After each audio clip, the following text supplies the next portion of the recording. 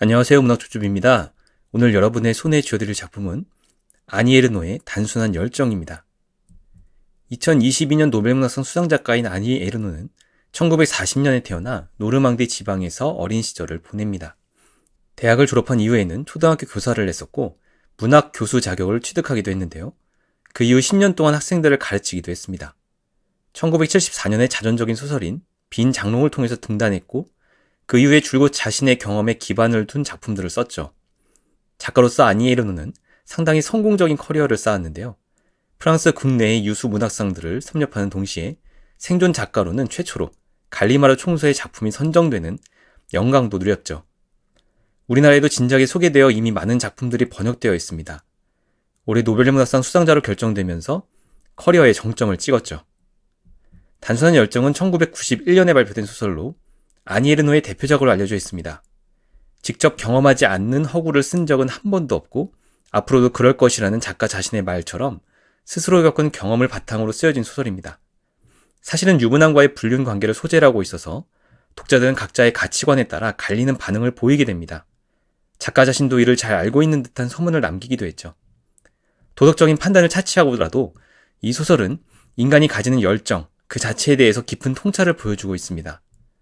읽기 어렵지도 않아서 아니 에르노 입문으로도 괜찮을 것 같습니다. 이 작품에 등장하는 주인물들을 소개해드리도록 하겠습니다. 이 작품의 주인공은 1인칭인 나로 지칭되는 여자입니다. 그녀는 A란 이름의 남자와 내연관계에 있죠. 이들이 이 작품의 주요 등장인물들입니다. 이 작품의 주 줄거리를 소개하도록 하겠습니다. 주인공은 장성한 아들들을 두고 있는 중년의 여성으로 A로 지칭되는 한 남자와 사랑에 빠져 있는 상황입니다. A는 동유럽 출신으로 프랑스에 일을 하러 와 있었고 유부남이었지만 주인공과 뜨겁고 열정적인 연인 관계를 맺고 있었죠. 주인공은 그에게 완전히 빠져 있었고 오로지 그를 기다리는 일, 그가 자신을 찾아와 주는 것 이외에는 아무런 관심이 없을 지경이었습니다. 심지어는 다른 사람들과 대화를 나눌 때도 모든 화제가 A와 관계가 있지 않을까 하는 생각을 했고 모든 것을 A와 연관지어 생각할 정도였죠. 사실 A는 주인공과 매일같이 만났던 것은 아니고 며칠에 한 번씩 그나마도 잠깐 들러서 함께 시간을 보내고 떠날 뿐이었습니다. 그러면서 그녀는 기다림에 익숙해졌고 일상생활에서 일어나는 귀찮고 짜증스러운 일에 대해서도 무덤덤하게 느끼며 시간을 보내죠. 그렇게 시간은 흘러가고 주인공은 A에 대한 몰입과 집중은 정도를 더해가는데 얼마 후에 그는 프랑스를 떠나 자신의 고국으로 돌아갑니다. 다시는 그를 만나지 못할 것이란 예감과 확신에 찬 주인공은 그 후 상당히 괴롭고 힘든 시간을 보내게 되죠. 잠도 제대로 자지 못하고 새벽에 깨어나기를 밥 먹듯 했고 다른 누구하고도 만나고 싶지 않았으며 무력도 사라지는 상태가 되고 맙니다. 그렇게 A가 떠난 이후 얼마나 흘렀는지를 세어가면서 그와 함께하던 과거로 되돌아가고 싶은 강렬한 욕망에 사로잡히죠. 그러던 어느 날 주인공은 20년 전에 낙태 수술을 받은 적이 있었던 카르니데 거리를 충동적으로 찾아가고 과거의 일을 회상하기도 합니다.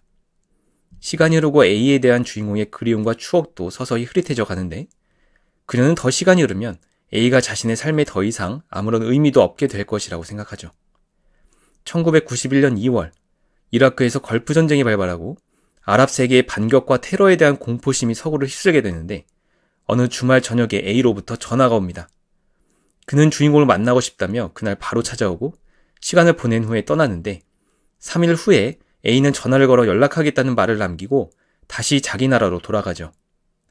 그 이후로 주인공은 A를 다시 만날 수 없었고 그녀는 A에게 가졌던 열정을 추억하면서 자신의 글을 마칩니다. 이제 이 작품의 감상평을 공유하도록 하겠습니다.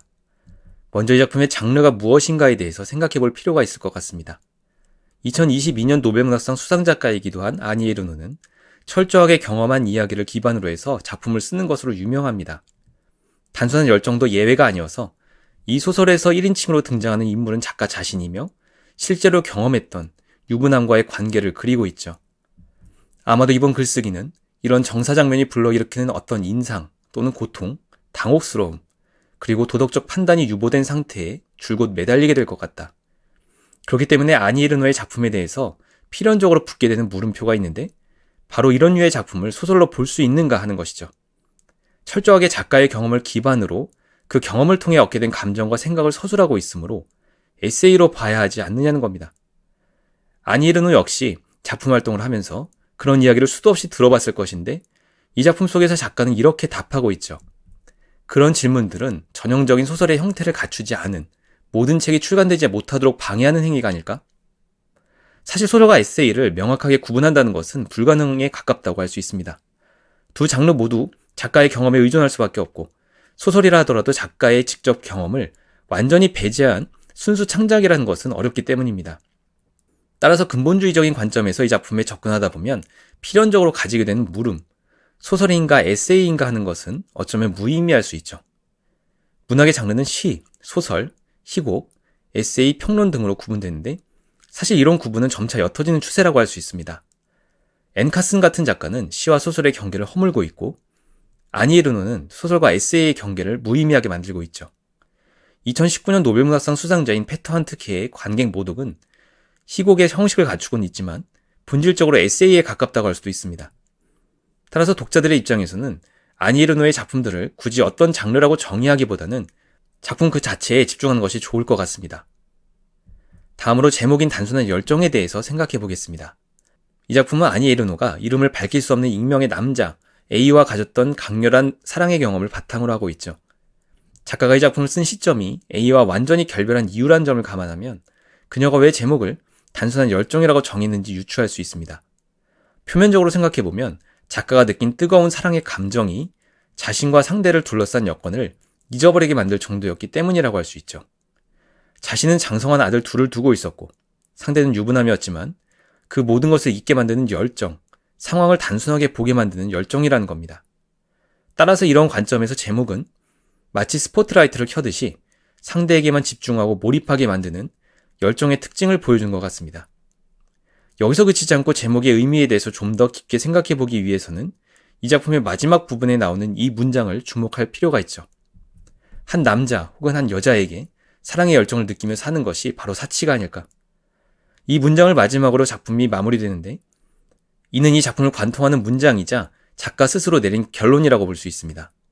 그녀가 생각하기에 사치란 단어로 표현한 인생의 행복을 위한 필요 조건이 어떤 복잡한 것이 아니라 사랑하는 사람을 향한 단순한 열정 그 자체라는 것이죠. 사실 누구나 살아가다 보면 사랑하는 상대로부터 다른 많은 것들을 요구하게 되고 그것이 충족되지 않을 경우에 불행하다고 생각하게 됩니다. 비록 불륜이지만 아니 에르노가 보여주는 열정에 대한 모습은 행복을 위해 반드시 복잡한 무언가가 필요한 것이 아니라는 점을 상기시킵니다. 단순히 열정 그 자체만으로도 인간은 충분히 만족할 수 있다는 것을 이 작품을 통해서 보여주고 있는 것이죠.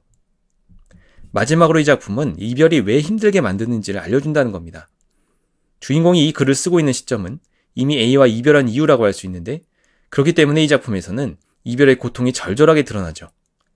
이별이 그것을 겪고 있는 사람에게 힘들 수밖에 없는 이유는 이별을 겪는 사람은 과거를 향할 수밖에 없는데 그 과거는 어쩔 수 없이 풍화되기 때문입니다. 이 작품에서 주인공은 A와 이별하고 나서 그와 가졌던 추억을 회상하고 있으며 그 추억이 얼마나 좋았던지 오로지 모든 신경과 관심이 과거로 향하고 있죠. 이 기간 동안 나의 생각, 나의 행동들은 모두 과거를 되풀이하는 것이었다. 그는 A와 만나고 있던 그때를 행복을 향해 열려있던 과거라고 정의하고 과거의 추억을 되씹는 삶을 살고 있었던 겁니다. 하지만 시간이 흐름에 따라 그와의 추억은 점차 흐릿하게 사라져가고 나중에는 아무런 감정조차 남지 않는 상태가 오고 말죠. 어느덧 4월이다. 이제는 아침에 잠에서 깨어나자마자 곧바로 A 생각을 하진 않는다. 라는 문장에서 서서히 A에 대한 기억의 강렬함이 약해지고 있음을 확인할 수 있고 살아있는 텍스트였던 그것들은 결국 찌꺼기와 작은 흔적들이 되어버릴 것이다. 언젠가 그 사람도 다른 사람들처럼 내게 아무것도 아닌 존재가 되어버리겠지. 이 문장을 통해서는 기억의 흐름에 따라 결과적으로 그에 대한 기억 자체가 소멸하고 뜨거웠던 열정도 사그라들고 만다는 것을 알 수 있죠. 결론적으로 우리가 이별을 고통스럽게 생각하는 이유는 과거의 기억에 갇힐 수밖에 없는데 그 기억이 점차 사라지기 때문입니다. 앞서 말했듯이 열정 그 자체를 사치라 부를 정도로 중시했던 작가 아니 에르노서는 열정의 기억이 제로화해가는 것이 괴로웠을 겁니다. 종합해보면 이 작품은 한 인간이 가질 수 있는 열정의 모든 부분을 다루고 있다고 볼 수 있을 것 같습니다. 여기까지 단순한 열정 줍줍이었습니다. 올해 노벨문학상 수상작가의 작품을 다들 어떻게 읽으셨는지 궁금하네요. 지금까지 문학 줍줍이었습니다. 감사합니다.